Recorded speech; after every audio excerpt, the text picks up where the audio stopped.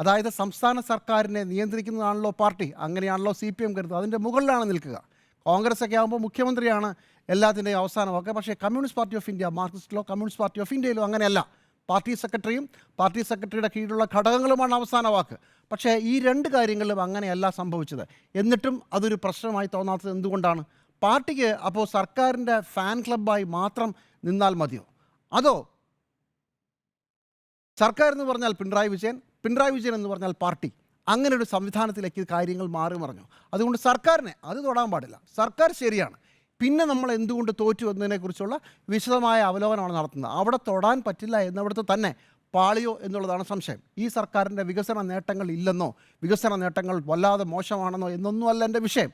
പക്ഷേ നിങ്ങൾ പരിശോധിക്കുമ്പോൾ ആ ഒരു ഭാഗം കൂടി ആലോചിക്കാതെ പോയത് എന്തുകൊണ്ടാണ് സർക്കാരിൻ്റെ ഭാഗത്തുനിന്നുണ്ടായ ഭരണ നേട്ടങ്ങൾ വോട്ടായി മാറാത്തത്? എവിടെയാണ് പാളിയത്? ചെറിയ കാര്യമല്ല കേട്ടോ. കേരള ചരിത്രത്തിൽ തദ്ദേശ സ്വയംഭരണ സ്ഥാപനങ്ങളിൽ ഒരു കാലത്തും കമ്മ്യൂണിസ്റ്റ് പാർട്ടി ഓഫ് ഇന്ത്യ, മാർക്സിസ്റ്റിനോ LDFനോ അങ്ങനെ വലിയ പരാജയം സംഭവിക്കാറില്ല. ഇപ്പോൾ പരാജയം സംഭവിച്ചാൽ പോലും 2010 കഥ പറഞ്ഞാൽ പോലും ജില്ലാ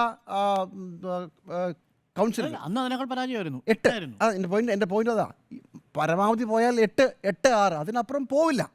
അതിൻ്റെ കാരണം എന്താണെന്ന് ചോദിച്ചാൽ, സംസ്ഥാനത്തെ തദ്ദേശ സ്വയംഭരണ സ്ഥാപനങ്ങളിൽ ജയിക്കാനുള്ള എല്ലാ സാധ്യതയുമുള്ള party communist party of India, മാർക്സിസ്റ്റും, അദ്ദേഹത്തിന് അവരുടെ കൂടെയുള്ള പാർട്ടി. കാരണം ഗ്രാസ് റൂട്ട് ലെവലിൽ അവർക്കാണ് ശക്തി.